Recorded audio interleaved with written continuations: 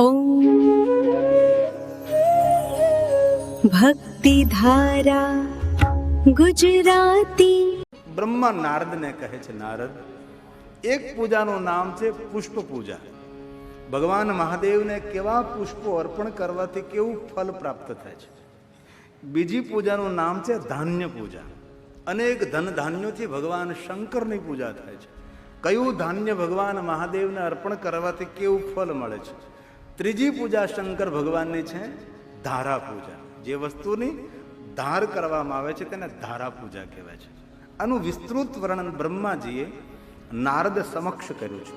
કે નારદ, સાંભળો, હું તમને પહેલા પુષ્પ પૂજાનો મહિમા કહું છું. બહુ વિસ્તાર છે, પણ એક શ્લોક બોલી તેનું થોડું દર્શન કરી આપો. સ્વયં બ્રહ્મા બોલ્યા છે, કમલે બિલ્વ પત્રે. કમલ પુષ્પ શંકર ભગવાનને અર્પણ કરવામાં બિલ્વ પત્ર થાય છે. પત્રે તથા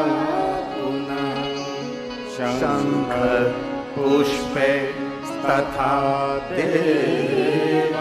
શંખ પુષ્પ મહાદેવને અર્પણ કરે છે. જે કોઈ બિલ્વપત્ર, કમલ પુષ્પ, શંખ પુષ્પ શંકર ભગવાનને ચડાવે છે તેના માટે વચન આપ્યું છે, લક્ષ્મી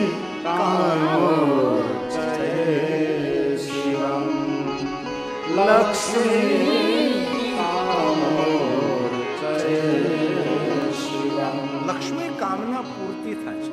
જો કોઈ પ્રવચનકારો એમ કહેતા હોય છે કે શિવની પૂજા કરવાથી લક્ષ્મી ન મળે, પરંતુ અહીંયા બ્રહ્માજી બોલ્યા છે કે ભગવાન શિવની પૂજા અર્ચન કરવાથી કેવી લક્ષ્મી મળે છે? કામનાઓની પૂર્તિ કરનારી લક્ષ્મી મળે છે. દુનિયામાં લક્ષ્મી મળે, પણ કોઈની કામના ઘણીવાર પૂરી ન પણ થઈ શકે છે.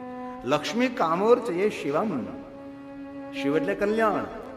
ભગવાન શિવની સાધનાથી એવી લક્ષ્મી મળે છે જે પરિવારનું કલ્યાણ કરે છે.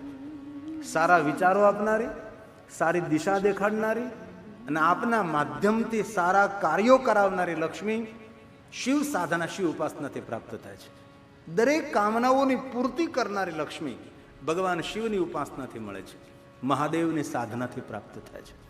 તેથી કોઈ કહે કે મહાદેવની ભક્તિ કરવાથી લક્ષ્મી ન મળે, તો એ બ્રહ્માજી કહે છે કે ભગવાન શિવ કૃપા કરે છે અને લક્ષ્મી સ્વયં મહાદેવના પરમ ભક્ત છે.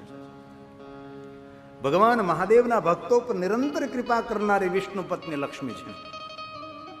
તો કમલ પુષ્પ, શંખ પુષ્પ, બિલ્વપત્ર, શિવપુરાણમાં વિસ્તૃત વર્ણન છે આ બધા પુષ્પોનું. પારિજાતથી લઈને જાત જાતના ઝેરીલા પુષ્પો, કોઈ પણ રંગના, કોઈ પણ કલરના પુષ્પો શિવને અર્પણ કરી શકાય છે. કરેણના પુષ્પો મહાદેવને અર્પણ કરવાથી કરેણ, કનેર, પછી લાલ કરણ હોય, પીળી કરણ હોય, ગુલાબી કરણ હોય, ભગવી કરણ હોય, લાંબા ફૂલવાળી કરણ હોય કે ગોળ ફૂલવાળી કરણ હોય, કર્ણના પુષ્પો શંકર ભગવાનને ચડાવવાથી સંપત્તિને, શાંતિની પ્રાપ્તિ થાય છે. અવસર મળે તો ભગવાન શંકરને કર્ણના પુષ્પોથી શણગારો. ગામડામાં જઈને શિવાલય હોય તો શિવાલયની આજુબાજુમાં કરણો જ વાવેલી હોય ને. લાલ કરણ હોય, પીળી કરણ હોય, લાંબા ફૂલવાળી કરણ હોય, ગોળ ફૂલવાળી કરણ હોય. કરણના પુષ્પો શંકરજીને વહાલા છે. દુનિયાનું એક પણ પુષ્પ ન મળે, ફૂલો ન મળે તો નથી પૂછતો કોઈ આંકડાના પુષ્પને. આંકડાના પુષ્પો શંકર ભગવાનને ચડાવો. આંકડાના પુષ્પોથી શિવ પૂજા કરવાથી શત્રુના ત્રાસમાંથી છુટકારો મળે છે. દુશ્મનો આપણાથી દૂર જાય, દુશ્મનો આપણાથી પરાજિત થાય, દુશ્મન આપણી સાથે દુશ્મનાવટ ન કરી શકે. તો અવસર મળે તો આંકડાના પુષ્પો શિવજીને ચડાવવા. આંકડાના પુષ્પોનો શણગાર કરી શકાય છે.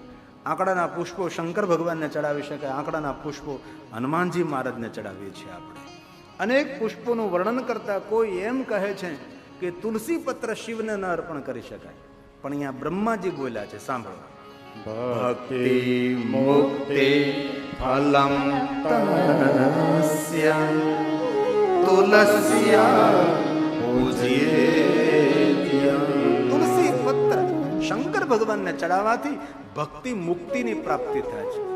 અર્ક પુષ્પ શંકરને ચડાવો. અર્ક પુષ્પ એટલે સનફ્લાવર, સૂર્યમુખીના ફૂલો ભગવાન શંકરજીને ચડાવો. દરેક કામનાઓની પૂર્તિ થશે.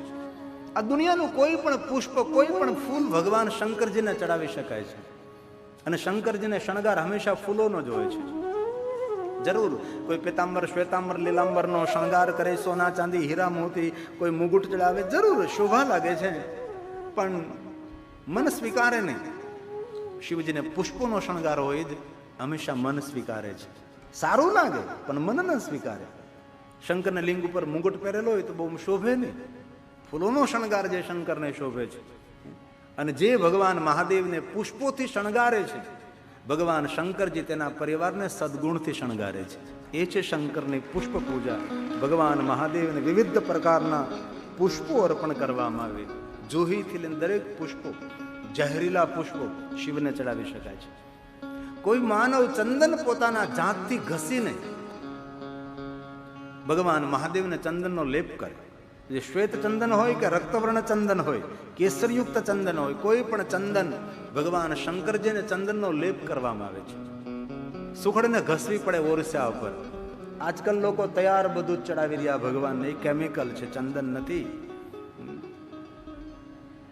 ઓરિસા ઉપર, તખ્તા ઉપર સુખડનું લાકડું તાકાત લગાવીને ઘસવું પડે છે, ચંદન ઉતારવું પડે છે. એમાં કેસરને 2 પાંખડી ભેરવો એટલે આવો કલર થઈ જાય છે. અને જેને બહુ ક્રોધ આવતો હોય તેને રોજ મારા જેમ આવું ત્રિપુંડ કરવું, મન શાંત રહે છે. ચંદન શીતળતા આપે, ચંદન શાંતિ આપે. શંકરજીને જે રોજ ચંદનનો લેપ કરે છે, પોતાના હાથથી ઘસીને ચંદનનો લેપ ભગવાન મહાદેવને કરે છે, એને ઇન્દ્ર પણ પરાજિત ન કરી શકે એવું સામર્થ્ય તેનામાં આવે છે. તેથી ભગવાન મહાદેવને ચંદનનો લેપ કરો. અથવા પૂજારી ભગવાન શિવની પૂજા કરતા હોય તો એમને ચંદન ઘસીને આપો એટલે પૂજારીને એક કામ ઓછું, જેથી કરીને સારી રીતે ભગવાન શિવજીની પૂજા કરી શકે. પુષ્પો લઈ આવીને પૂજારીને આપો, જેથી કરીને પુષ્પો શંકર ભગવાનને ચડાવી શકે. અમારા ગામડાના ખેડૂતો પોતાની વાડીમાં કરણ હોય, પોતાની વાડીમાં ફૂલઝાડ હોય તો ત્યાંથી ફૂલો લેતા આવે અને ગામના શિવાલીના પૂજારીને કહે, લ્યો બાપુજી આ ચડાવજો ભગવાન શંકરને. ચંદન ઘસી આપે, પૂજાની સામગ્રી તૈયાર કરી આપે છે. શિવની પૂજા કરીએ જે પુણ્ય મળે છે તેના કરતાં 10 ગણું પુણ્ય કોઈ પૂજારીને પૂજારીની સામગ્રી તૈયાર કરી દેવાથી પ્રાપ્ત થાય છે. ક્યારેક પૂજાની સામગ્રી તેને બનાવી દો, પુષ્પ, બિલ્વપત્ર, ચંદન આદિ જે સામગ્રી હોય તૈયાર કરીને આપો, જેથી કરી પૂજારીને પૂજા કરવામાં થોડી સરળતા રહે. ત્રીજી પૂજા છે ધારા પૂજા, જે વસ્તુની ધાર કરવામાં આવે. જલધારા કરવી આપણું કર્તવ્ય છે. જલધારા હિ કર્તવ્યમ ભક્તિ તત્પરે. જે માનવ ભગવાન મહાદેવને જલ નથી ચડાવતો તે પ્રકૃતિનો ઋણી રહે છે. આ પ્રકૃતિના ઋણમાંથી મુક્તિ લેવા માટે ભગવાન મહાદેવને રોજ જલાભિષેક કરવો જોઈએ. અનેક એવા મહાદેવના ભક્તોના દર્શન કર્યા છે કે જ્યાં સુધી ભગવાન શંકરજીને જલ ન ચડાવે ત્યાં સુધી મુખમાં જલ ન મૂકે. આવા મહાદેવના પરમ ભક્તો છે. જ્યાં સુધી શિવનું દર્શન ન થાય મુખમાં અન્નનો કણ ન જાય. આવા અસંખ્ય ભગવાન મહાદેવના ભક્તો છે. અને ક્યારે ભગવાન શિવજીનું દર્શન કરવા શિવાલય ન જઈ શકો, પરંતુ કોઈ પરમ શિવ ભક્તો હોય એમનું દર્શન કરીએ ને તો મહાદેવના દર્શન કરવાનું જ ફલ પ્રાપ્ત થાય. એ શિવ ભક્તોનો મહિમા છે. ભગવાન શંકરની પૂજા આપ શિવ નામ બોલીને કરી શકો છો, પંચાક્ષર મંત્ર બોલીને કરી શકો છો, પુરુષ સૂક્ત બોલીને કરી શકો છો, રુદ્રી પાઠ બોલીને કરી શકો છો, મહામૃત્યુંજય મંત્ર બોલીને ભગવાન શિવની પૂજા કરી શકાય. મૌન બનીને પણ ભગવાન શિવની પૂજા કરી શકાય છે. વિવિધ પ્રકારે ભગવાન મહાદેવની પૂજાનો અનેરો મહિમા છે. ધૃત ધારા હિ શિવ કાર્ય, ઘીની ધારાથી અભિષેક કરવો તો આપણા મનમાં જે કાર્યો વિચાર્યા હોય કાર્યો બધા સફળ થાય છે. કેવલમ દુગ્ધ ધારા, દૂધ ધારાથી ભગવાન શંકરને અભિષેક કરો. શર્કરા મિશ્રિત દૂધમાં સાકર ભેળવી શિવજીને અભિષેક કરવામાં આવે. જડ બુદ્ધિ વાળો માણસ બૃહસ્પતિ જેવી બુદ્ધિને પ્રાપ્ત કરી શકે છે. સુગંધિત દ્રવ્યોની ધારા છે, દૂધની ધારા, પંચામૃતની ધારા, જે વસ્તુની ધાર કરવામાં આવે તેને ધારા પૂજા કહેવાય છે. અભિષેક જેને કહીએ છીએ. કેટલી સુંદર પરંપરા ઋષિ મુનિઓને છે. મહાદેવને જ્યારે અભિષેક કરીએ ત્યારે મુખથી મંત્રો બોલાય, વાણી ભગવાન સાથે જોડાય, તનથી પાત્ર પકડે, તન ભગવાન સાથે જોડાય. ધારા તૂટે નહીં તેથી મન રાખવું પડે તો મન પણ જોડાય છે. મન, તન અને વાણીનો સમન્વય સાથે એ શંકરજીનો અભિષેક થાય છે. ધારા તૂટે નહીં તેથી મન રાખવું પડે છે. પાત્ર હાથથી પકડે, તન જોડાય છે, વાણીથી મંત્રો બોલાય છે અને મનથી ધારા સામે ધ્યાન રખાય છે. એ શિવજીનો અભિષેક છે. અસંખ્ય ધારાઓનો, ફલોનો રસ, શેરડીનો રસ, આટલી ધારાનો વિસ્તાર કર્યો છે, પણ આ દરેક ધારા ન કરી શકી. ન સુગંધિત દ્રવ્યોની ધારા, ફલોના રસની ધારા, ન દૂધ ધારા, ન ઘીની ધારા, ન પંચામૃતની ધારા, ન શહેદ મધની ધારા. દરેક ધારાના અભિષેકનું ફલ એક ધારા કરવાથી મળે છે. અલગ અલગ અલગ અલગ ધારાઓ ન કરી શકીએ ભગવાન મહાદેવના લિંગ સ્વરૂપ ઉપર, તો શું કરવું? એક જ ધારા. કઈ ધારા?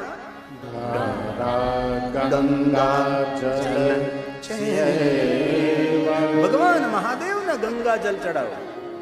એમાં દરેક ધારાઓનું પુણ્ય સમાયેલું છે. એમાં દૂધ, દહીં, પંચામૃત, મધ, ફલોના રસ, સુગંધિત દ્રવ્ય, આ બધી ધારાઓ શિવજીને ગંગા જલ ચડાવવાથી પ્રાપ્ત થાય છે. બધી ધારાઓનું ફલ, સર્વ ધારાઓનું ફલ. ધારા ગંગા જલ તો ભક્તિને મુક્તિ આપે છે. મુક્તિ ભુક્તિ ફલ. પરંતુ જ્યારે ભગવાન મહાદેવને ગંગા જલથી અભિષેક કરો છો ત્યારે મૃત્યુંજય મંત્ર બોલો એવું વિધાન શિવ પુરાણમાં છે. રામચરિત માનસ તુલસીએ પણ આ વાત કરી છે. ભગવાન મહાદેવને ગંગા જલની ધારા બહુ પ્રિય છે. જો શિવ ગંગા જલ ચડાવા સાયુજ મુક્તિ ઓ નર પાવા. જો શિવ ગંગા જલ ચડાવા સાયુજ મુક્તિ ઓ નર પાવા. હર હર ગંગે હર હર ગંગે હર હર ગંગે હર હર ગંગે. ભગવાન મહાદેવની દરેક પૂજાનું ફલ કર્તવ્યામ બ્રાહ્મણાનામ જમ ભોજમ વે રુદ્ર સંખ્યા. 11 બ્રાહ્મણોને ભોજન કરાવ્યા બાદ આ બધી જ પૂજાઓનું ફલ મળે. શિવ પૂજા કરીએ અને જો બ્રહ્મ ભોજન ન કરાવીએ તો કોઈ પૂજાનું ફલ મળતું નથી. રુદ્ર સંખ્યા, રુદ્ર સંખ્યા એટલે 11 બ્રાહ્મણોને ભોજન કરાવો. બ્રાહ્મણોને ભોજન કરાવ્યા બાદ બ્રાહ્મણ પોતાના ભોજન સ્થાન છોડે નહીં, એ પહેલા તેને ભેટ પૂજા આપવી જોઈએ. ઊભા થવા ન દેવાય. ત્યાં જે જગ્યાએ ભોજન પ્રસાદ લીધો હોય તેને જગ્યાએ હાથમાં ન અપાય, તેના ચરણમાં અર્પણ કરાય. આ રીતે બ્રાહ્મણોની પૂજા કરવી તો જે ફલ પ્રાપ્ત થાય છે. સર્વ કામ હિતાવયહમ, દરેક કામનાઓની પૂર્તિ માટે ભગવાન મહાદેવની અલગ અલગ પૂજા પદ્ધતિ છે.